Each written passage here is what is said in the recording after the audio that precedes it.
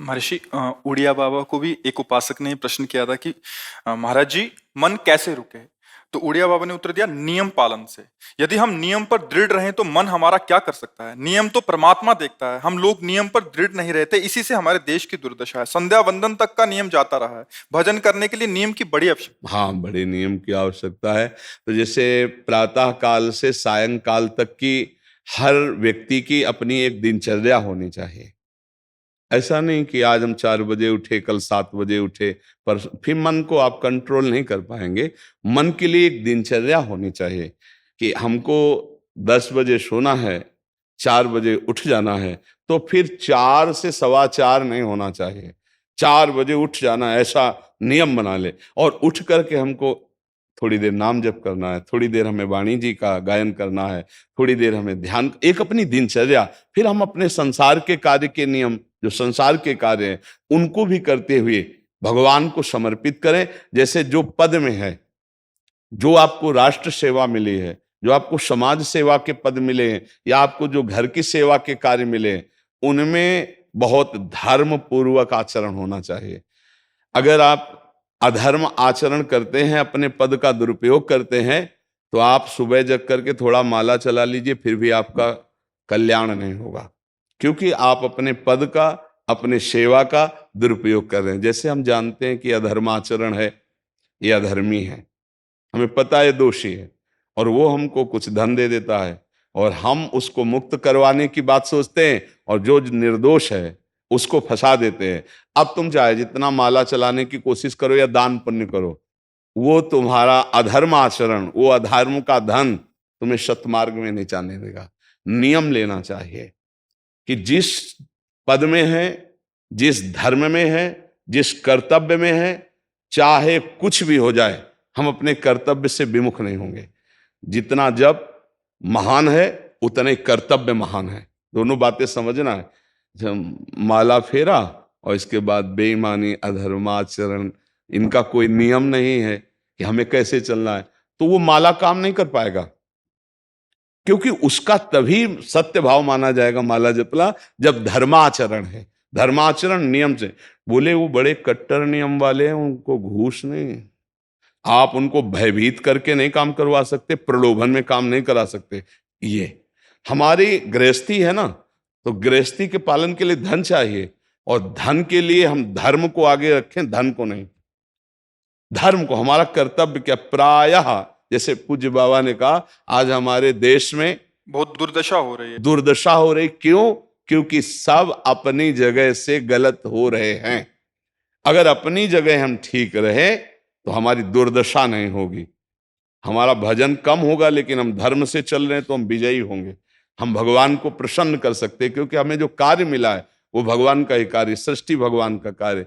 जैसे नए बच्चे कुछ वकालत पढ़ रहे थे, तो यहाँ आके प्रश्न किया था कि हम जानते हैं कि वो दोषी नहीं है, हम जानते हैं कि वो दोषी है, पर दोषी हमें पैसा दे रहा है, तो हम वकालत पढ़ी इसीलिए, हम उसको जिताएंगे, तो क्या कोई पाप है? तो उनका खुला पाप है। बोले नहीं, हमारी कोई ऐसा कंपनी दो, ऐसा कुछ बोले कि हमारी कंपनी को ये सिखाया जाता है, तो हमको तो ये करना ही होगा, अगर नहीं करेंगे तो हमारी वकालत का मतलब क्या रहा? तो नहीं, वकालत का मतलब अधर्मी को मुक्त करवाना नहीं है। वकालत का मतलब अधर्मी के सबूत एकत्रित करके उसको दंड दिलवाना है, और धर्मात्मा को मुक्त करवाना है। अब इसके लिए आपके पास अर्थव्यवस्था अगर कमजोर भी है, तो धर्म व्यवस्था आपकी पूरी है। धर्म व्यवस्था ठीक है तो परिवार स्वस्थ रहेगा, सुखी रहेगा, भगवान आप पर प्रसन्न रहेंगे। अच्छा, फिर हमने तर्क रखा कि जैसे आपकी बहन के साथ कोई गलत व्यवहार करे, वो आपको पता है, और वो आपको 10 लाख रुपया घूस दे, तो क्या आप उसका पक्ष लेंगे? नहीं। तो फिर दूसरी बहन के साथ किया है।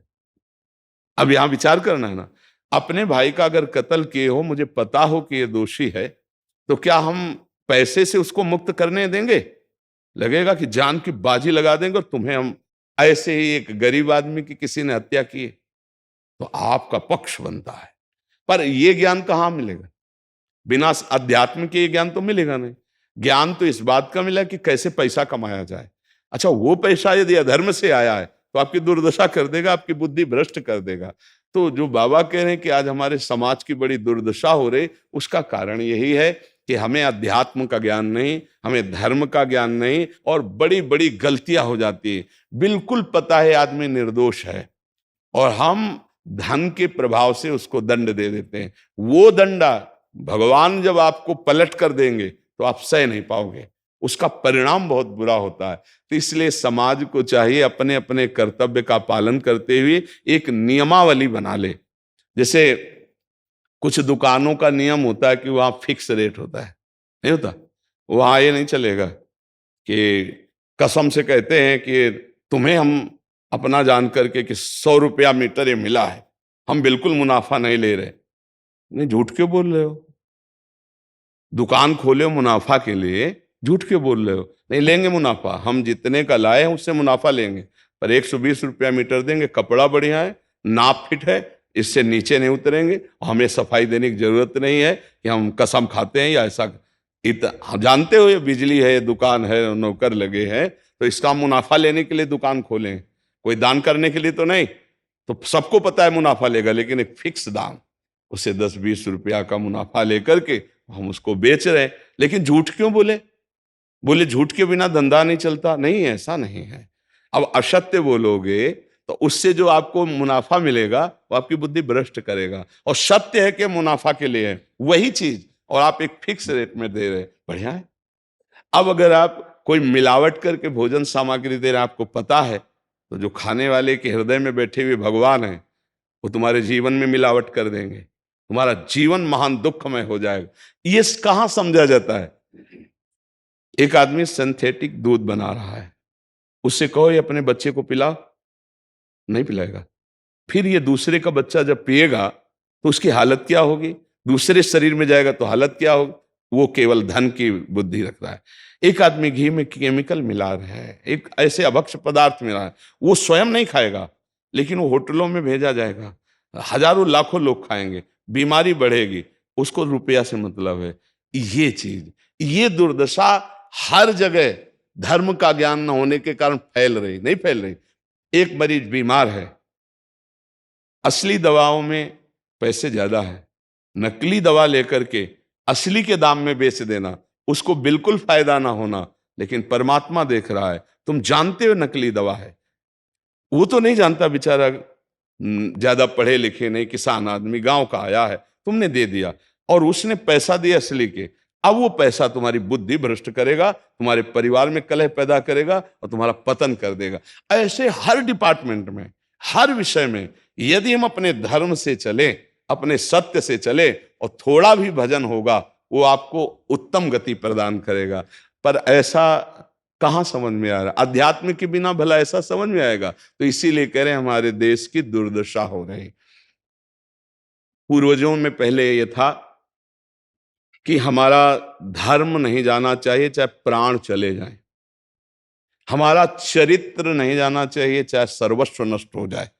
आज इसकी कोई परवाह नहीं, तो उसी से बुद्धि भ्रष्ट हो जाती है, जीवन एक पशुवत आचरण वाला हो जाता है, और वो अपने को बड़ा सुखी समझने लगते हैं कि हमारे पास बड़ा वैभव है। लेकिन प्यारे, उस दिन को याद करो जिस दिन तुम्हारा आखिरी समय होगा, ना तुम्हारा फार्म हाउस जाएगा, ना महल तुम्हारा जाएगा, ना बैंक बैलेंस जाएगा, ना कोई व्यक्ति, और ना ये शरीर। अब तुम्हारे कर्म तुमको भोगवाएंगे। उस समय की कौन याद करता है? अगर उस समय की याद हो तो भय लग जाए कि नहीं नहीं, पाप नहीं करूंगा, क्योंकि जाना है यहां से। अच्छा, कब जाना है कुछ पता नहीं, किसी भी समय ट्रांसफर हो सकता है इस शरीर से। तो हमें लगता है कि महापुरुषों के जो वचन है कि हमें एक नियम से जीवन जीना चाहिए, धर्म पूर्वक जीवन जीना चाहिए, अपने कर्तव्य का पालन करना चाहिए। जो हमारे लिए कर्तव्य, आज प्रायः धन प्रधान बुद्धि होने के कारण कर्तव्य स्वाहा हो रहा है। एक विद्यालय में विद्यार्थी के लिए जो गुरु पद में बैठा है, उसका क्या कर्तव्य है? वो अपने कर्तव्य को भूला हुआ है। भला छोटे छोटे विद्यार्थियों को, जिनकी नींव पूरे राष्ट्र सेवा में, समाज सेवा में ये बन सकते हैं, अगर उनको हम सही शिक्षा नहीं दी तो उनका पूरा जीवन बर्बाद हो जाएगा। अगर उनको हम गलत सपोर्ट कर दिए तो उनका पूरा जीवन बर्बाद, क्योंकि नया जीवन है। और जगह जगह अपने अपने कर्तव्यों का यदि पालन किया जाए तो पूरा समाज सुखी हो जाए। लेकिन कर्तव्यहीनता आ रही, कोई अपने कर्तव्य को नहीं समझ रहा है। तो यही बात महापुरुष जनों को दुख लगता है कि अगर सब अपने कर्तव्य का पालन करें, धर्म का पालन करें, भगवान का नाम जप करें तो सब सुखी हो जाए। सुख सब चाहते हैं और आचरण दुख वाले करते हैं, इसीलिए सुख नहीं मिल रहा है, परिणाम में हमें दुख मिल रहा है। सच्ची मानना, वो रुपया पूरे परिवार में अशांति पैदा कर देगा। और धर्म पूर्वक 100 रुपया लाओगे और 4-5 परिवार के बैठ के नमक रोटी खाओगे, आनंद से सोओगे, बड़ा प्यार रहेगा, भगवान की कृपा रहेगी। पर ये बात समझ में नहीं आती है। तो ये वृत्ति अगर छोड़ी ना जाएगी तो कुछ भी कर लो, कहीं भी दान पुण्य कर लो, लाभ नहीं मिलेगा। अगर दान देने की बात कही गई है तो धर्म पूर्वक कमाए हुए धन से। अगर आप मेहनत से कमाए हो ना, 10 रुपया दे दोगे ना, तो 10 रुपये का वो आटा लाके अगर 2 रोटी खाएगा तो खूब वजन होगा। वो आप 1 लाख रुपया बेईमानी का रख दोगे ना, तो बैठे बैठे वो गंदा ही सोचेगा, वजन नहीं होगा। उसका गंदा सोचना और आपका गंदा करना, दोनों मिल करके उसके कारण भी तो आप बने ना, तो आपका ही पतन हो जाएगा। उसको तो भगवान बचा लेंगे क्योंकि भगवान की शरण में है। तो मुझे लगता है अधर्म के धन से कभी किसी को लाभ नहीं मिलता। तो अपने कर्तव्य का पालन करते हुए यदि नाम जप किया जाए तो बहुत जल्दी हमको लाभ प्राप्त हो जाए। बहुत सुंदर मतलब ये चर्चा होती है, अगर आप लोग इसको धारण कर लें तो निहाल हो जाएंगे। सच्ची कह रहे, ये जो बातें हैं ये बहुत सुंदर जीवन को पुष्ट करने वाली हैं, पर आप धारण कर लें तो बात है। नहीं तो जैसे लाभ दिखाई दे रहा 50,000, तभी बातें भूल जाओगे, ये बातें अच्छी नहीं लगेंगी। हे यार, बहुत बढ़िया काम घर में आएगा, पर हमारी ये बात ध्यान रखना, वो 50,000 घर में अशांति पैदा कर देगा। सच्ची मानना, आप धर्म से चलना, धर्म से चलोगे तो भगवान तुम्हारी रक्षा में रहेंगे। अधर्माचरण, देखो कैसी कैसी घटनाएं होती हैं। बढ़िया कार है, फिल्मी गाना लगाए चल रहे हैं, और वो एक्सीडेंट हुआ, आग लग गई, बाहर निकल ही नहीं पाए, वो अंदर ही जल गए। क्या हुआ? ये करोड़ों रुपए की कार भूंज दिया तुमको अंदर ही बैठाल के, धू धू करके आग लग गई, अंदर जल। ऐसे जलना चाहते हो या भगवान के आनंद में चिंतन करके शरीर छोटे हो फिर दाह संस्कार हो ऐसे कि सब लोग भगवान के नाम का कीर्तन करते ही जा रहे, फिर आपका अंतिम संस्कार वहां जीवित जल गए? क्या हो सकता है? एक एक पल तुम्हारे कर्म का हिसाब होगा, एक एक सेकंड का। ऐसे कर्म करो कि हमारा अच्छा हिसाब हो, बुरा हिसाब। ये मत समझो कोई देख नहीं रहा, वो देख रहा है जिसको हिसाब कर रहा है, वो देख रहा है। उसके लिए कोई वकील या किसी सबूत की जरूरत नहीं होती, वो सर्वांतर्यामी आपके अंदर बैठे ही देख रहा है। तो सदैव जैसे सत्संग सुन रहे हैं, तो अगर हाथ जोड़ के प्रार्थना है, थोड़ी भी बात मान लोगे तो आप सच्चे सुख के मार्ग में चलने लगोगे। नहीं तो भाई बहुत गंदी हवा चल रही है, माया की बहुत गंदगी ऐसी फैल रही, कलिकाल है ना, कि ये बातें किसी को पसंद नहीं आती। वो बात बताओ कि हम कितना रुपया कमा ले, कैसे कितने भोग भोग ले, और वो अध्यात्म में नहीं है। आपको सच धोखे में मत रहना, अध्यात्म में है। जितना आप धर्म से चलोगे उतना सुखी होगे, और लोक में है जितना धन मिल जाएगा उतना सुखी माना जाएगा। लेकिन वो सुख नहीं है, वो चंद मिनट के लिए हाइलोजन की तरह जलेगा, फ्यूज हो जाएगा। और धर्मात्मा दीपक की तरह जलेगा, पर बहुत काल तक चलता रहेगा। इन बातों का चिंतन कीजिए, खूब नाम जप कीजिए और भगवान के भरोसे रहिए, गंदे आचरण मत कीजिए।